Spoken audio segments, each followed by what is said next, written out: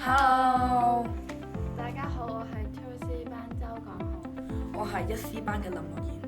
Hello，我係1C 班英天宇。我喺森林之王表演嘅角色咧就係大頭長老啦。喺大頭長老當中咧，最困難應該係講台詞呢件事情。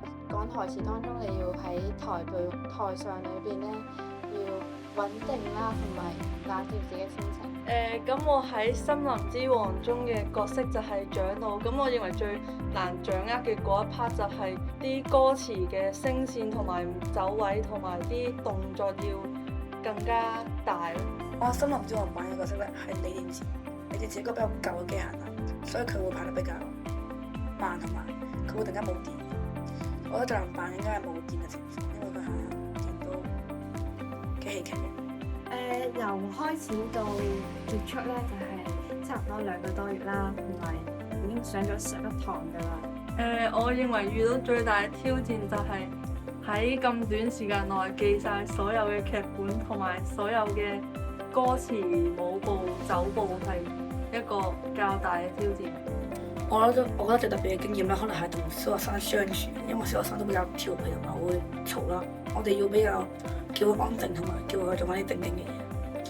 同埋我覺得同啲比較專業嘅演員，我覺得要比較耐心嘅，因為團期好長啦，你要經常等待我嘅出場地方。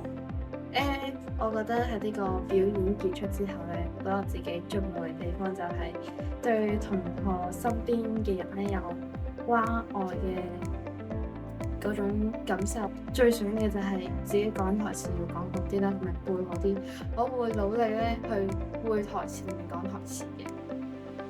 我認為喺呢一次演出之後，我啲動作同埋我嘅歌詞嘅聲線係準咗。因為如果好平淡地咁樣演出嘅話，就會令到觀眾覺得好無聊，所以我學識要動作大啲，同埋聲線準啲。我覺得我呢個演出度改變咗嘅係個講嘢速度嘅，因為我以前講嘢咧成日係好快，啲人都聽唔到。但係表演完之後咧，我覺得我講嘢速度慢咗好多。鼓勵嘅説話就係你喺台上裏邊咧，就唔使驚，勇敢去嘗試，克服你困難。